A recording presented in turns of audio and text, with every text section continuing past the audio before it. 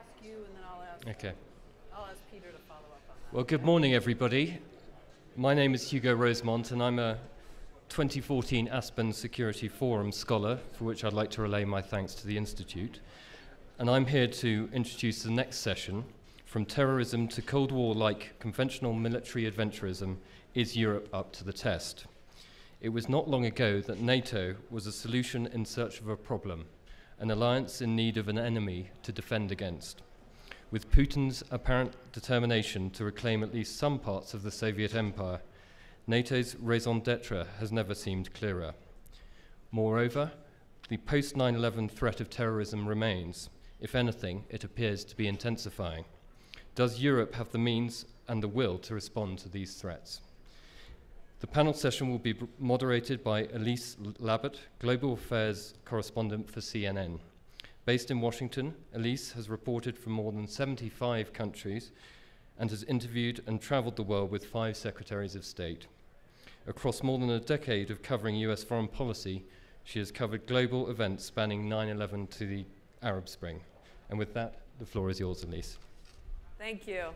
Thanks, everybody, and thank you for joining us. CNN is very proud to be a host once again of the Aspen Institute. And for those of you who are missing Wolf Blitzer this year, he's asked me to send his regards and say he misses all his friends in Aspen. And on just one housekeeping note, on behalf of all women on these panels, I'd like to do something about the chairs for next year. I think it's the job of the moderator to make everyone uncomfortable, not the chairs, but let's see how we can do. For our panel, obviously, we're talking not just about what's going on in Ukraine and the relationship between the US, EU, NATO, and Russia right now, but the growth of ISIS and we've been hearing really the last few days about the influx of Westerners, really unprecedented, joining the global jihad movement. So we have a really strong panel to talk about that. We have Gilles de Kerchove, the Counterterrorism Coordinator for the European Union, Ambassador Douglas Lute, the US Permanent Representative to NATO, Ambassador Sir Peter Westmacott, Ambassador of the United Kingdom to the United States. So Doug, why don't we get started by talking about what is Putin up to in Russia, in Ukraine? You've seen him massing these 12,000 or so troops along the border, sometimes concentrated, sometimes spreading them out. And certainly we've heard about him sending heavy weapons into Ukraine. What is do you think is his short and medium term strategic goals, and what are we going to do about that? Well, first of all, hello? Yes. Okay, thanks. So first of all, let me just back off from that question, which I'll get to in just a second, and just give you a bit of an inside view from the North Atlantic Council in Brussels as we approach the 40-day mark before the summit in Wales. Because your question, which points to Russia, Putin, and Ukraine, will be central to the summit. But I want to make clear from the outset, it's not the only topic. And I don't even know that Ukraine will dominate the summit in Wales. And that's because there's a lot going on. Alliance has unfinished business in Afghanistan. In fact, the session after this will treat that. It has obviously this now, 3 or 4 month crisis brewing it to the east with Russia and Ukraine. But to the southeast, we have Syria and Iraq with the topic that's cut across many of the panel sessions over the last day and a half. And then to the south, we shouldn't forget Libya. So really, both to the east and to the south of on NATO's periphery, you've got significant instability and security challenges, all of which will come to a crossroads at the Wales summit. So inside the Council, we're taking this on. We are 40 days out, so we don't have all the answers yet. But I do think you'll see Wales as a bit of a significant milestone in the 65-year history of the alliance. And by way of context, I think it's important that we put those 65 years in a bit of a deeper perspective. I mean, clearly NATO was commissioned in 1949 for the purpose that served for the first 40 years of its 65-year history. So the Cold War, the Fulda Gap, the Hof Corridor, and all of that, which came to a bit of a screeching end with the fall of the wall in '89. I think NATO then went into about a 5-year transition period where it tried to regather itself and find its feet after the dissolution of the Soviet Union. But over the last 20 years, so the last or third phase of NATO's 65-year history, I think you've seen a very clear pattern develop.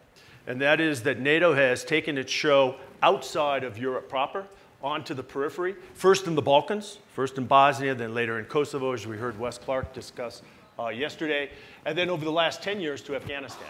So for 20 years, you've had a continuous operational experience in NATO. And as we approached the summit, even before Crimea and before the crisis in Ukraine, we had a lot to discuss in terms of what's next for NATO.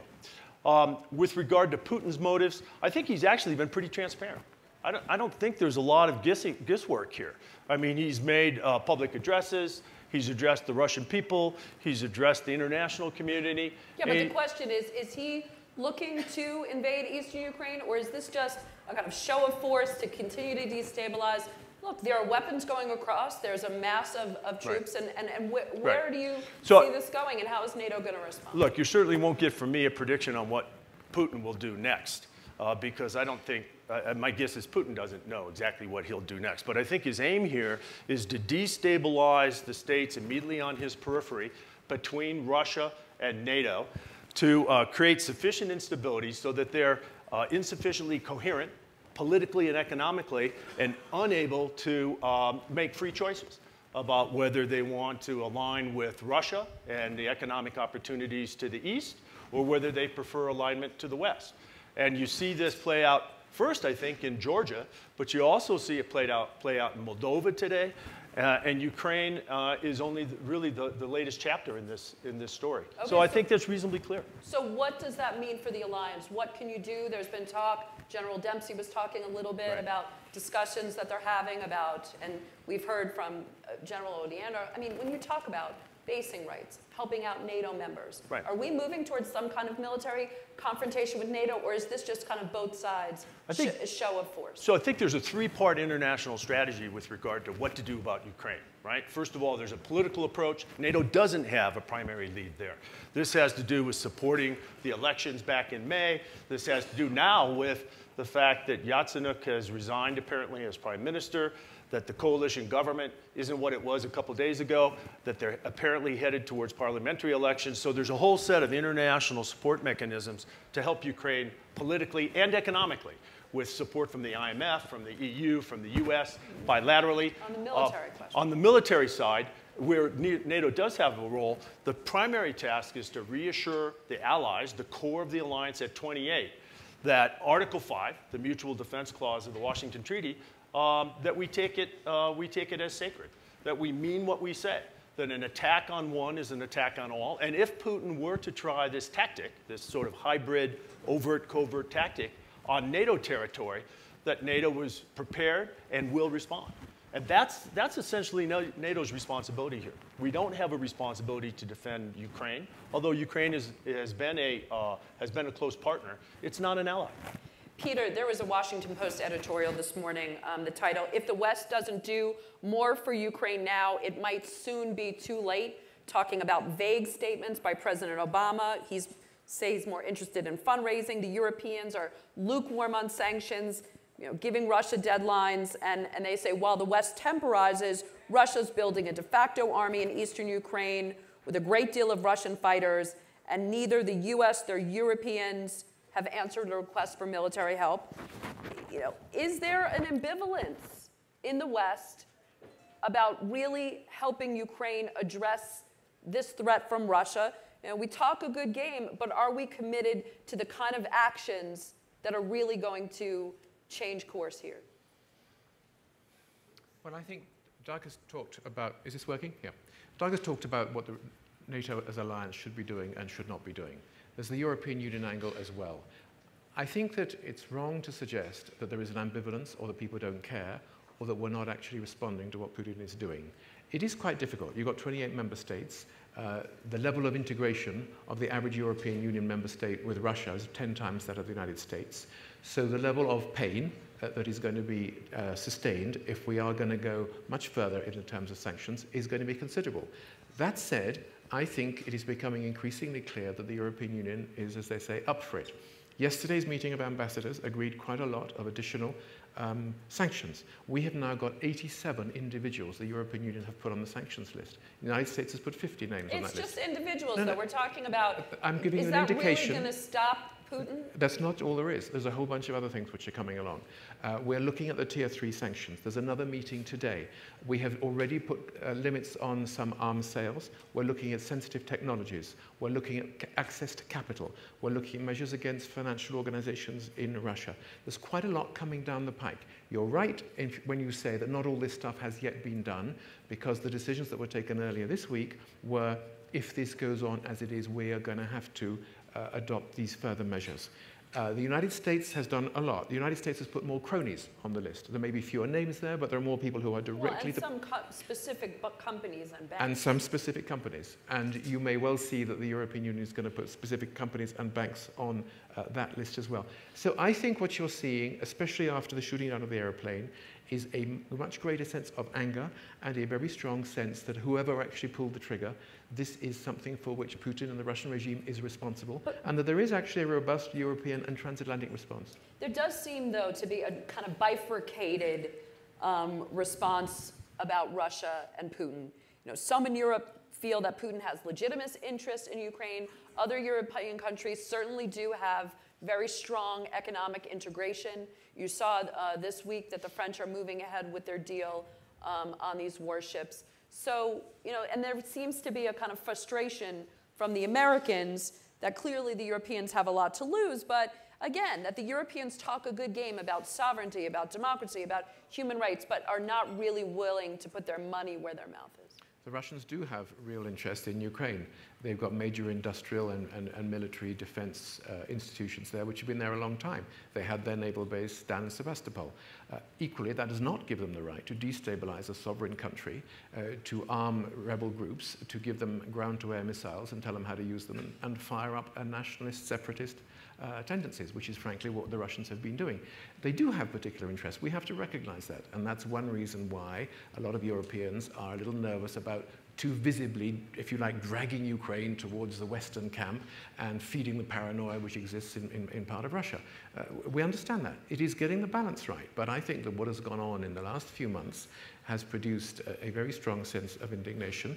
And although it's taking longer than a lot of us would wish, and we the Brits have worked actually very hard to try to put some backbone into the European response, we're coming along, and I think you may be surprised over the next few days at some of the additional measures that are going to be taken. But are these sanctions as tough as you think they may be, or as tough as they may end up being down the road? And these kind of things take a while to kind of, once they're implemented, to take effect. Is that going to be enough to stop this, military from, continuing to destabilize the country? There are a couple of points I would make on that. One is that, as Doug was saying, we've got a NATO summit in South Wales in just a few weeks' time.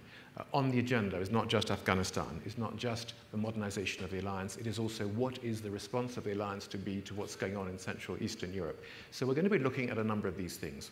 We're going to be looking at, I think, greater deployments and rotating of armed forces from different member states within the NATO alliance, particularly in NATO member states which feel the most threatened. Do you think that'll give Putin a pretext to invade? I don't think it gives him a pretext. Having people in NATO countries is what the alliance is all about. We're not talking about military deployments in non-NATO countries. We are talking about reassuring those of our allies who are close by and who are nervous. I don't think that is in any sense a pretext. But in the longer term, we've got to do a lot of things as well. For example, the Europeans have got to work with the United States and other partners to reduce the level of dependence on Russian oil and gas, for example, because they have a degree of leverage over Europe which is unhealthy, and we need to find other ways of doing that. It's not just about saying to the United States, please export more of your LNG. We'd like that, but we have our own responsibilities on the European side as well. Doug, is the U.S. NATO-Russia Council dead? Is there a kind of agreement within NATO that there cannot be a productive relationship with Russia going forward? So in the days immediately following the illegal seizure of Crimea, the North Atlantic Council took two decisions. First of all, it suspended all lower-level practical cooperation with Russia. So this included things like placing restrictions on Russian diplomatic access to NATO headquarters, Russian participation in NATO routine meetings, and so forth. But we retained, at the ambassadorial level, access with Russia at the NATO-Russia Council. So since Crimea, we've had two NATO-Russia Council meetings where their ambassador comes in, presents his views, quite predictable. He gets 28 responses from NATO, and we agree to meet again. So we've retained the diplomatic channel at ambassadors level, but below that, all practical cooperation with Russia has been suspended. You know, you talked earlier about, you know, that NATO has been redefining itself over the last 40 years and such, right. And looking at other theaters where it could be helpful around the world, whether it's, you know, in piracy or counterterrorism. Did NATO take its eye off the ball on what was really its core founding mission to protect a stable Europe and fend off against, you know, former Soviet aggression? Well, I think NATO has, for the last at least 17 years, since it signed what we call the Founding Act with Russia, been working on the premise that we could forge a partnership with Russia. And that clearly is not the case today. I mean, there's no sense of there being a two-way street sort of partnership with Russia today. And that's why we've suspended this activity. But it wasn't a faulty, it didn't seem for those years since '97 to be a faulty assumption. A faulty premise. I mean, there are a lot of examples of where we did cooperate with Russia. I mean, most recently, the largely unnoticed completion of removal of chemical weapons from Syria was done in large part because of cooperation with Russia. The transit in and out of Afghanistan is done largely through Russian territory. So there are sort of niche compartmented areas where we've had success cooperating with Russia.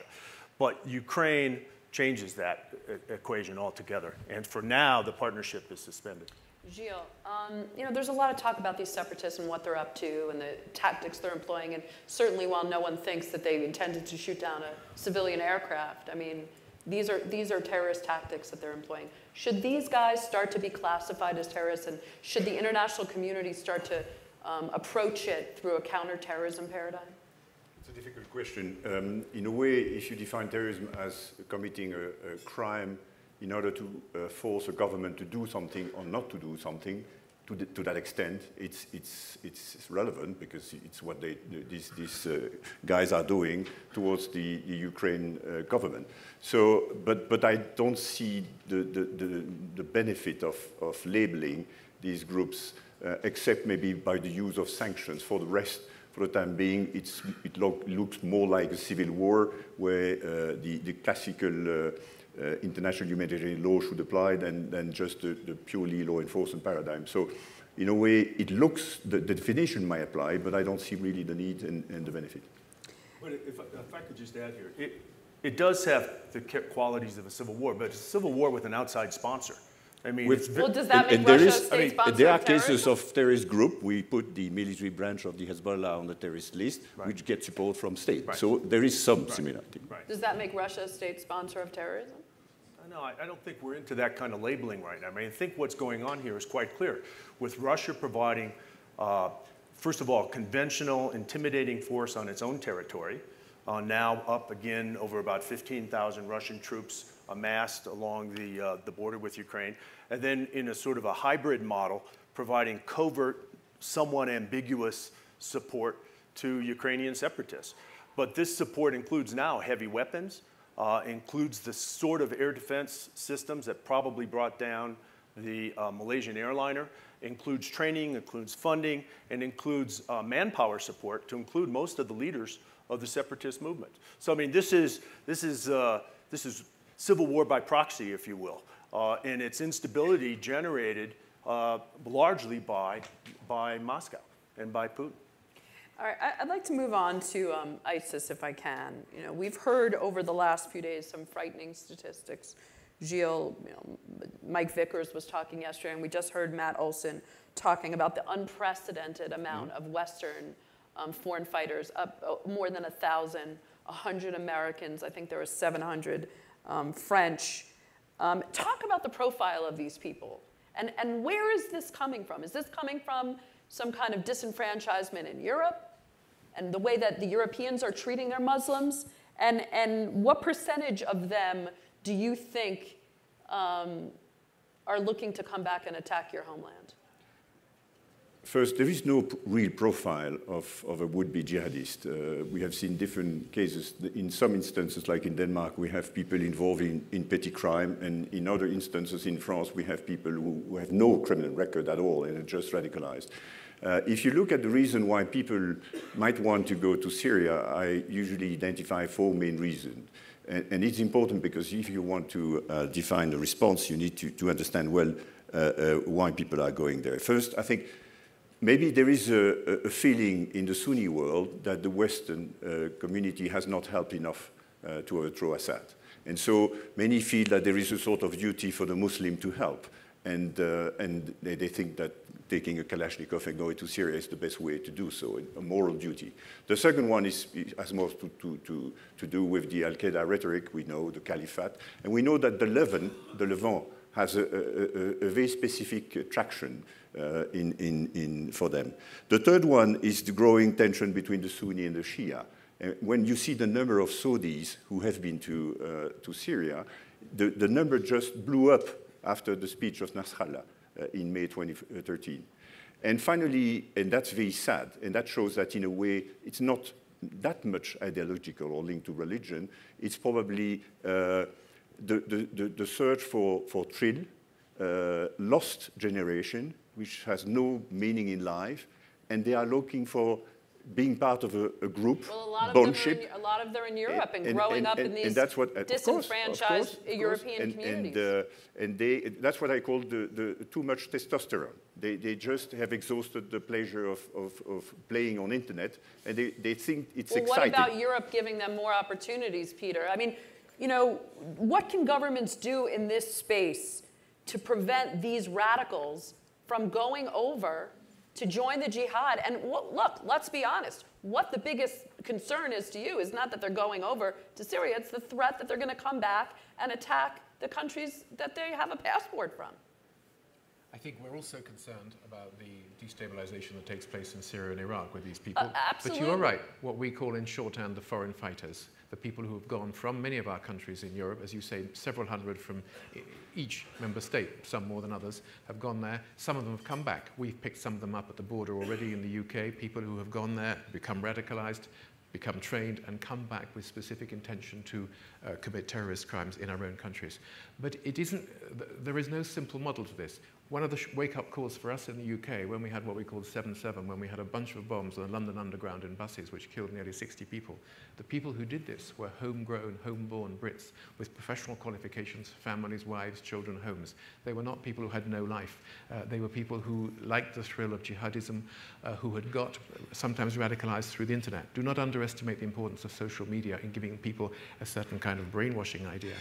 What can we do about it? Well, one thing we can do is to try to encourage the leaders within the Sunni Islamic establishment to stand up and say, this is not about Islam, this is not what the Quran says, this is not principled, this is antithetical to the religion that you claim to believe in. And there is some of that happening, but it's not getting quite as much bandwidth as we would like. But I think we have to do that.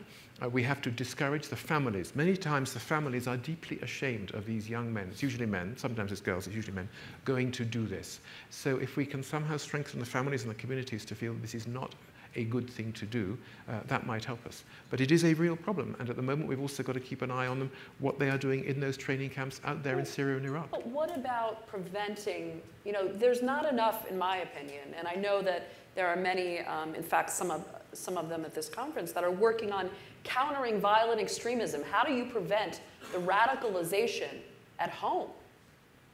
First, you have to detect signs of radicalization as early as possible, and that requires that we train frontliners, social workers, parents, teachers, and as soon as you detect something, then you can mobilize some different program, and that's what we try to do. you said, why is it a concern? It's a concern first for the families, because in many instances it's a disaster for them. But the return, as you said, is a problem in Europe, but is a problem in North Africa as well. If you look at the number in Tunisia, more than 3,000 Tunisians have been to Syria, and they say they have prevented 8,000 from going there.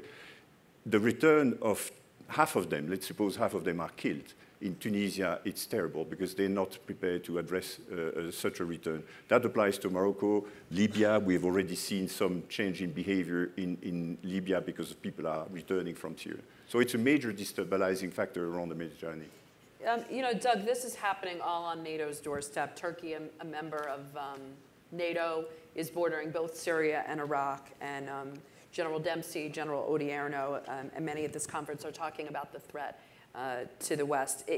Given the fact that we've talked about how NATO has been expanding its work, and specifically in the counterterrorism space, is there a role for NATO here in countering ISIS? Well, is this a military, should we be dealing with these guys as a military problem? So it's true that it could become a military threat, but the NATO ally closest to this problem, Turkey, so far hasn't cataloged it as that, and has not invoked its privileges. Do you want it to?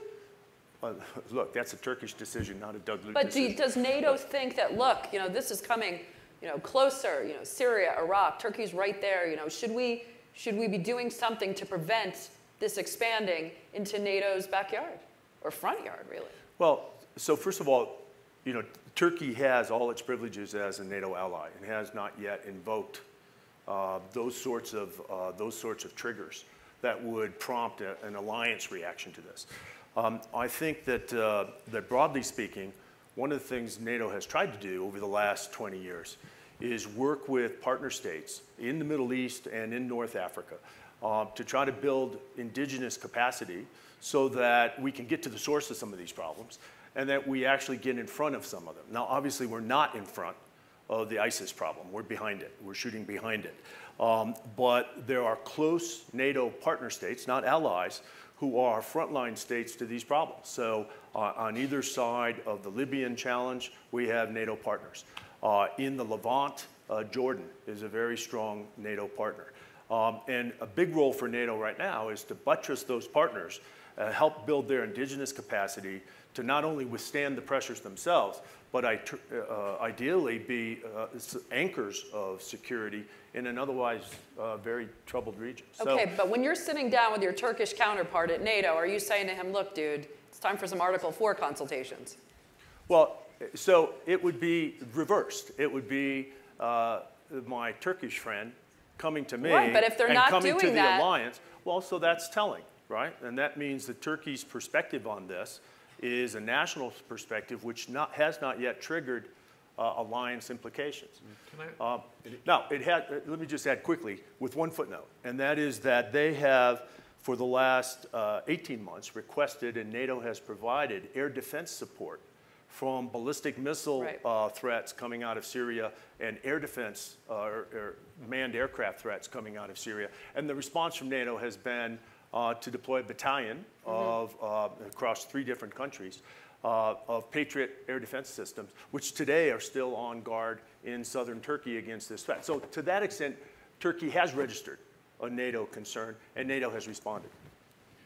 For Turkey, I think the main priority now is to help them to police the border much better and prevent foreign fighters from entering or just leaving Turkey, because it's the main transit country, to help them to detect in airport those who are trying to join Syria. So I would favor first helping the countries around Syria and Iraq to build a police capacity, they prevent policies, prevent radicalization, refugee camp, doing a lot on refugees than just a NATO response. I'm just going to add one little comment about, you mentioned Turkey. It's worth remembering that a lot of what we are seeing in terms of jihadism, whether it's Jabhat al-Nusra, whether it is Al-Qaeda, or whether it is ISIS in Iraq, these are actually Sunni jihadists who are taking on what they think are either Shia regimes, Alawi in the case of Syria, or in Iraq, what they think has now become a Shia regime. They are recreating their own caliphate in a kind of Sunni way. Turkey is not part of the Sunni-Shia divide. Turkey is essentially a Sunni Muslim country. So they're not a target. I wouldn't expect them to be invoking Article 3, 5, or whatever it has, unless it's because of spillover, because they are with us in trying to solve the problem in Syria, if you like, by putting pressure on the regime. So it's worth remembering what some of this stuff is all about, and Turkey isn't, if you like, front and center in that battle between Sunni and Shia Islam Muslims. Okay, but the opposite of that is that there have been a lot of concerns about foreign fighters leaving Turkey to go in, about money coming and weapons coming across Turkey into Syria. Yeah. I mean, is Turkey part of the problem? And are those discussions being had in? That is not mainly NATO business. It's more well, diplomatic. Turkey is a NATO ally. Of course, but it's more in the political dialogue, the diplomatic dialogue, and what we can share with Turkey in terms of intelligence and capacity building than just NATO response, I would say. One thing before I hand it to Doug. Turkey is, by definition of where it is, very much a transit country. Our young jihadis from Western Europe, what do? They get on a plane to Istanbul, they go cross overland through Anatolia, they cross the border into Syria. There are tens of thousands of these people. Turkey does what it can to try to stop them. Turkey's also got probably 1 million refugees from Syria which have flooded into their own country. So Turkey is involved, but it's largely because of geography, because it's next door, because it's a transit route, rather than because it is, if you like, part of that conflict in its own right. But there are also some reports, I mean, that the Turkish government is, if not implicit, then turning a blind eye, Doug, to what's going on across its border. Well, look, I mean, I'm sort of with my fellow panelists here. Turkey has a huge national problem on its hands here, mostly because of geography, but also because of demographics, and because it too is a Muslim state. And it's doing what it can to stabilize this situation on its southern border, much complicated by the roughly 1 million refugees.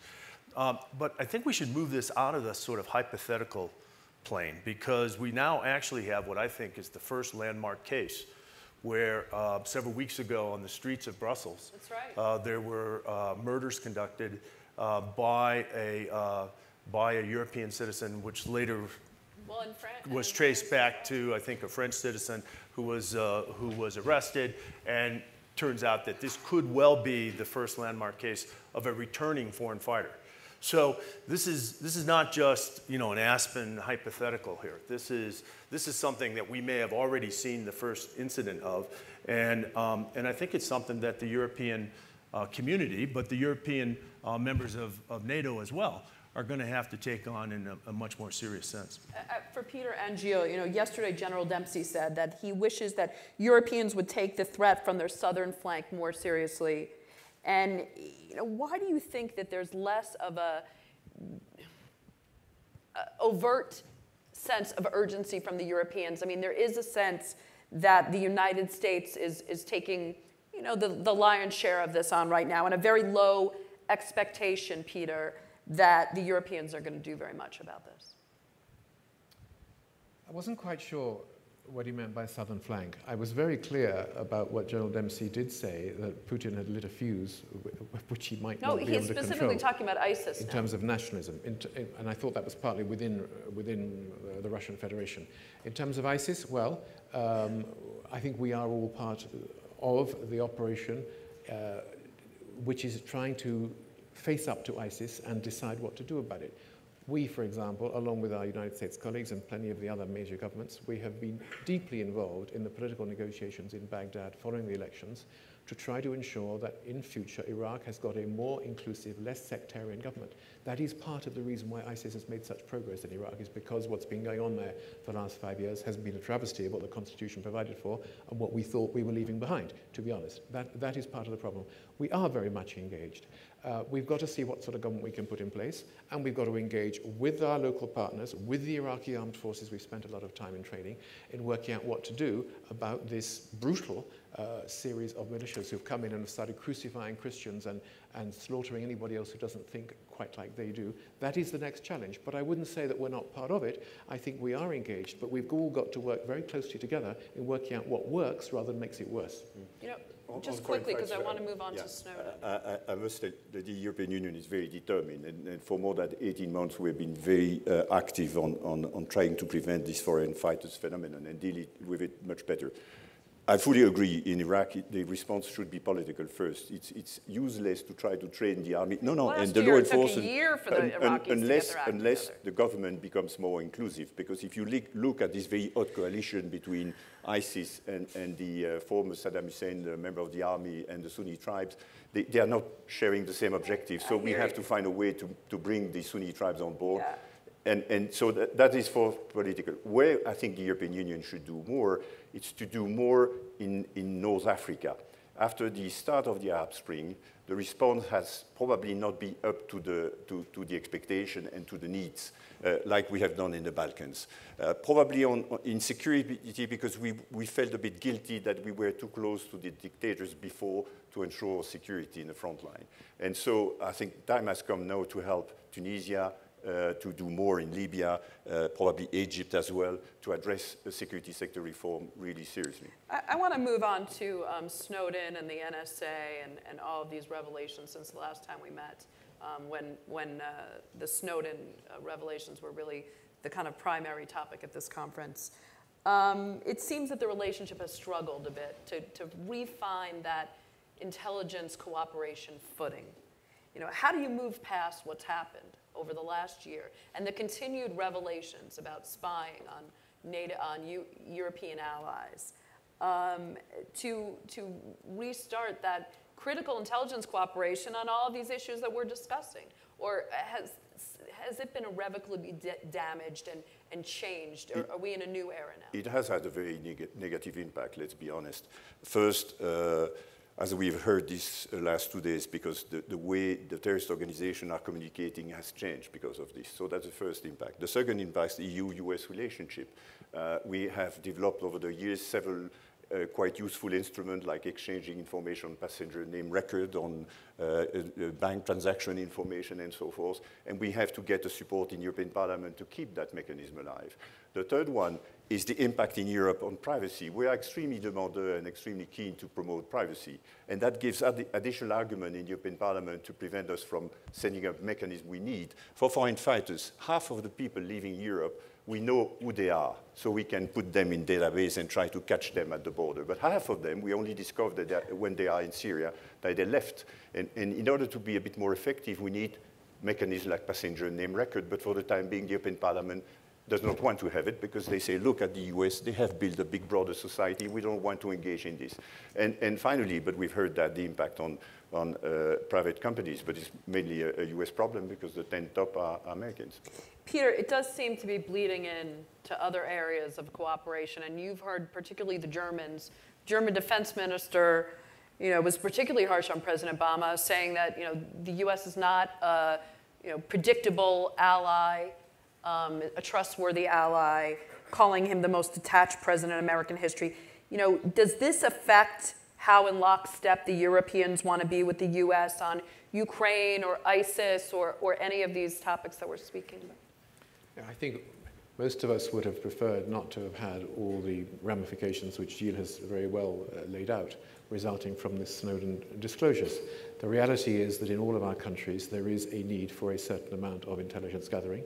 Some of it does need to be done in secret. The majority of the terrorist convictions that we achieve in the UK comes from computerized records of who flies on which aeroplane and being able to find out who is telephoning who. Not from listening to everybody's telephones, but being able to identify ones that you do need to know about. This has to be done, whether you like it or not. Now, for the broader, in the broader context, I think that I detect no lack of interest at all on the part of European governments in engaging with the United States in dealing with these major issues. If you look at any half dozen of the current big international crises we're dealing with, Iran, Iraq, Syria, Ukraine, Russia, Gaza, Palestine, all those things, the future of Egypt politically, a bunch of other ones you could mention. There is a very, very powerful United States presence, and we are all engaging with Secretary Kerry or whoever it happens to be. The President is on the phone regularly to other heads of government in Europe to try to bring solutions to these crises. Israel, Palestine, the current Gaza thing, Iran has been, I think, an extraordinary example, not only of the transatlantic alliance, it's also one of those ones that Doug was touching on, where actually with the Russians we have been able to do some business in other areas separate from the problems we've had in Ukraine.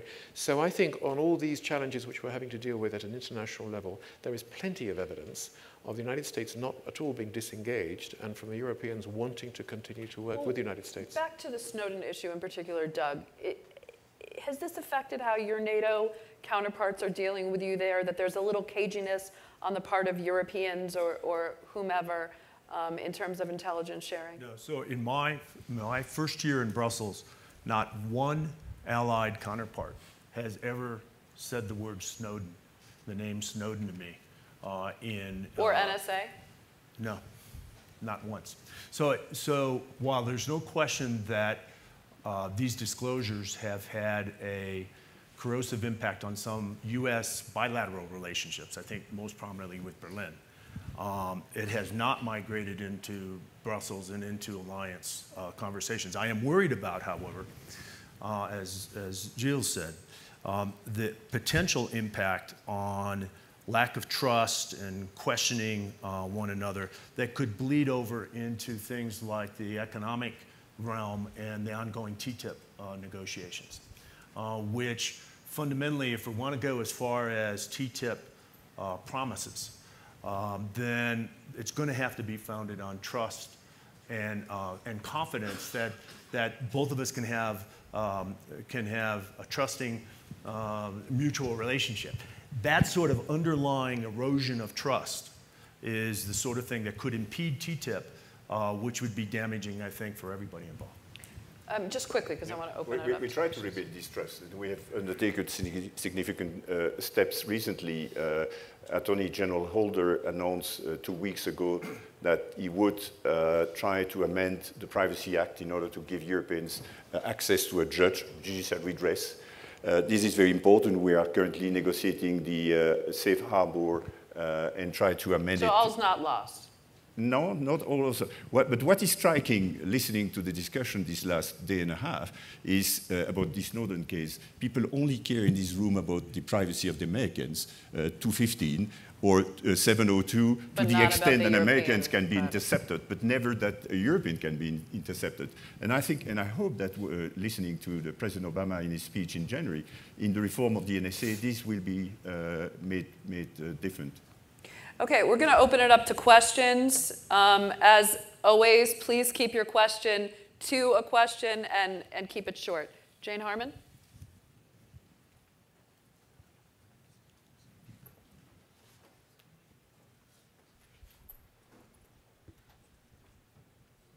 Elise, congratulations on your well-deserved promotion at CNN. Thank you. We're all cheering for you. My question relates to the OSCE, which was not mentioned, I don't think, by the panel. The OSCE has monitors on the ground in Ukraine and had them before the election, and is a security organization that includes Russia among its members. My question is there a role that the OSCE could play now, given the increased tensions that it's not playing? Has its 15 minutes finally arrived? And just let me tag on to that, Peter. Maybe you could take that. Should Russia be kicked out of the OSCE? I think the OSCE, Jane, has played a very useful role in the last few weeks. There is this trilateral, whatever it's called, it's not a commission, trilateral something, which is the OSCE and the Russians and the Ukrainians. And that is what put in place some of the original arrangements for trying, for example, to get to the crash site of where the aircraft was shot down. The OSCE has had monitors there. The Russians have tried to put conditions on the deployment of OSCE monitors. They've tried to suggest that somehow we recognize particular, either the existence of the People's Republic of Donetsk or whatever it happens to be, and they're doing some of that too, even now, we think unacceptably, at a time when we're trying to secure access to the crash site so that we can complete the investigation. So there's a lot of games being played by the Russians about the way the OSCE can play their role. But I think in those different areas that we've been talking about, and even before the aircraft were shot down, the OSCE were doing pretty well. The round tables played an important role domestically inside Ukraine, trying to bring together political reconciliation between the different elements there. And I think it's come into its own. I think it's done very well. We've seen a number of OSCE spokesmen on the ground. They got there quickly after the plane crash. They've been on television explaining what is going on there. So I think, yes, it's a moment, in more than 15 minutes, I would hope its moment has come. Kicking out Russia, I'm not sure that would actually help to get the business done. Better to have that dialogue going. Yeah, exactly, that was my point. Kicking them out, it would be a big mistake. On foreign fighters, for instance, I have meetings with my Russian counterpart in the context of the OSCE, and that's very helpful. We need to keep some fora where we talk to each other. Yep. I think one of the roles that OSCE performs with its monitors on the ground, by the way, monitors who have not infrequently been detained indefinitely by the Russian-sponsored separatists. But one of the roles is to remove some of the ambiguity, which is one of the foundational pillars of this approach, and to make this less ambiguous and more clear-cut, and to establish facts on the ground from independent multinational sources. So the observer mission here is really a very important counter to Putin's tactic, alongside, frankly, the, to me, surprising role that social media is playing. I mean, social media, if you just look at the vignette of the downing of the Malaysian airliner, social media is playing an enormous role in removing ambiguity and calling the state. Well, to some extent, because obviously there's social media coming out of Russia as well, counter social media, if you will. But removing some of the ambiguity by way of multiple sources, and then allowing people to judge what the situation on the ground looks like through the eyes of others. I think it's very useful. Okay, I'm going to go to this gentleman here and then right over there. Sir. Tom Carlogos in Washington, D.C. The past panels for a day and a half have discussed cyber attacks. Is a cyber attack considered an Article 5 under NATO? Great question. Yeah. Doug? Yes, it could be. Article 5, the language in Article 5 actually dates back to 1949 when nobody imagined something like a cyber attack, or frankly, an attack like 9/11, which is the only time that Article 5 has actually been invoked. But the impact of a cyber attack on an allied state could rise to the level of Article 5, where it's considered an armed attack. And so I think... How do you respond, though? Do you respond through the cyber realm? So, well, you may, but NATO has been careful to leave ambiguous its potential response, which could be all means necessary. I think the judge here, the judgment, will lay with what are the impacts of the cyber attack, and do the impacts look like they rise to the armed attack threshold or not? And so that's where the debate is inside the council. We're going to go to this gentleman here and then this woman in the back. Great job moderating. And I wanted to go back to Ukraine a moment. You've spoken about the downing of the Malaysian airliner. But last night, General Dempsey, I believe in the context of the artillery attacks from within Russia into Ukraine, made a statement the last time he thought that had happened was like 1939. So, I mean, is this Ukrainian situation in the context of the Russian populations in Latvia and Estonia and Lithuania, yeah, that was those sorts of things, is this a Sudetenland moment, perhaps? Yeah, the general's comments did spark a lot of interest. What he meant by that? Did he mean, you know, the Nazi invasion? Did he mean the Stalinist invasion? I mean, well, do you view this as the resurgence of those tendencies? As a matter of fact, if you see some of the photographs from Ukraine, they even show pictures of Putin, Adolf Putin, with the mustache. So, I mean, there is a connection there being made. Thank you. Go ahead, Doug. Well, so there was a lot going on in 1939, which leaves a little ambiguity in terms of what Marty was talking about exactly last night. But I think there are plenty of examples after 1939 of armed aggression in Europe. I mean, the Soviet intervention in Czechoslovakia, Soviet intervention in Hungary. I mean, we only have to go back to 2008 with the Russian intervention in Georgia, which doesn't look a whole lot different than the model that's playing out today. So there have been a lot of examples that are more recent and maybe more pertinent to, by way of comparison, than something that happened in 1939. So, I mean, I don't know how relevant that data point is in terms of 1939. I would actually go back to 2008 and what happened in Georgia and what's happening in the frozen conflict in Moldova today as more pertinent and nearly proximate examples of what's taken place in eastern Ukraine.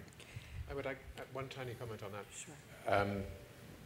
Remember that when we set those conditions for normalization, if that is not the wrong word, with Russia, when the heads of government came together in Normandy at the time of the commemoration of the D-Day landings, one of the things we called for was that Russia a ceasefire and Russia should stop arming and equipping the rebels in southeastern Ukraine. If this is going to continue, if it's going to carry on sending across heavy artillery, ground-to-air missiles, maybe even shelling across the border, if that is what is happening, I think we're not entirely clear about it, then quite clearly the triggers for moving up the sanctions list from where we are now to a higher level of sanctions is going to be met. So we've charted this. It may not be August 1939, but it is nevertheless unacceptable. Okay, we're going to go to this woman in the back, and then we have a gentleman right here. So good morning. I'm Farah Pandith. Gilles, thank you very much for commenting on how people get radicalized. And your last piece of that was, I think you called it a lost generation. I would talk about it in terms of an identity crisis that young Muslims are having, which is happening in every part of the planet, as you well know. I want to talk about the camel in the room. The byline for this panel is Europe up to the test. And frankly, from Finland to Italy, the impact of Saudi Arabia, its ideology, its textbooks, its foreign imams in Europe has absolutely fundamentally shifted the demographic of young Muslims across Europe, which in my opinion has added to the complexity of the situation for 2 generations. So I'm wondering if the panel can talk about whether or not certainly our country has not been bold enough in talking about the impact of Saudi Arabia globally. I've seen the impact in South America. I've seen the impact in Central Asia. Is Europe strong enough to talk about the impact of Saudi Arabia? Gilles. This is indeed a very pertinent question, and that worries me a lot. If you see the impact of the promotion of Wahhabism worldwide, this is a major source of concern. There is no automatic move from traditional Islam, conservative Islam, to terrorism. We have to be extremely cautious here. But it changed completely societies. If you look at Mauritania, for instance, 25 years ago, Mauritania was a country with a very moderate Sufi Islam. And 25 years later, because of petrodollars who were invested in madrasa, Quranic schools, building mosques, the country changed completely. And we are seeing the spread of Wahhabism in Africa. I remember the last word... What about Europe? Very active in some part of Europe. In my own country, in the middle of Brussels, in the mosque, you would find translation of the Quran, which are very questionable. And therefore, what do? And we have to have this discussion with the Saudis. We have not been very much engaged so far, but I'm trying to achieve this more and more. And I think it's very important. Okay, if anybody, I know there are a lot of people interested in that countering violent extremism, should see Farah because she has a very exciting initiative coming up. We're going to go to this gentleman right here, and I'm going to take this one right here. And if anyone has one more question, let's bulk them, and then we'll close it up. And one more? Anybody? Right here. Is that okay. Shelley Friedstein, Aspen. There happens to be a touch of breaking news here that I would Please, I love like breaking you all news. to reflect on. It's off of CNBC. It's coming out of the Pentagon. And the comment is, transfer of multiple launch rockets from Russia to Ukraine separatists imminent today.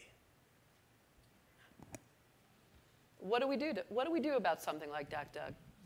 Well, I think that first of all, it may be breaking news today with regard to this report, but there's a pattern here of But if you Russia. know that it's coming, do you stop it? Do you prevent it? Well, again, it goes back to what NATO's responsibilities are. And NATO doesn't have a responsibility to close that border. Ukraine and Russia have mutual responsibilities to close that border. NATO does not have an Article 5 obligation to Ukraine. I mean, it's just, look, that's what treaties are all about. It makes it crystal clear who's covered and who's not covered. So to the extent that NATO is a life insurance policy for its 28 members, life insurance policy doesn't extend to others. And so that's the harsh reality of it. But what do we do about it? Doesn't mean we have to sit back and just read the reports. Well, I mean, I think it goes back to what my colleagues have said, and that is that that Europe is at a crossroads here. And with that kind of evidence, on top of the Malaysian airliner incident, and on top of the statements coming out of Moscow, I think increasingly it's quite clear that Europe faces a choice. Okay, but operationally, and I'm just let's just extend this and finish up on this topic. Peter, operationally, if this is going on and they know, it's one thing when you have intelligence that you saw it afterwards and then the international community condemns it and there were sanctions and so on and so on and so on. But if you know that it's coming, does the international community outside of NATO, okay, but does the US, does Europe have a responsibility to stop this from happening instead of responding to it afterwards? And should there be more done to beef up the capacity of the Ukrainians? They're asking for weapons, they're asking for help, and they don't seem to be getting it. Elise, we're under no illusion about the impact which this transportation of ground-to-air missiles and other heavy military equipment has had.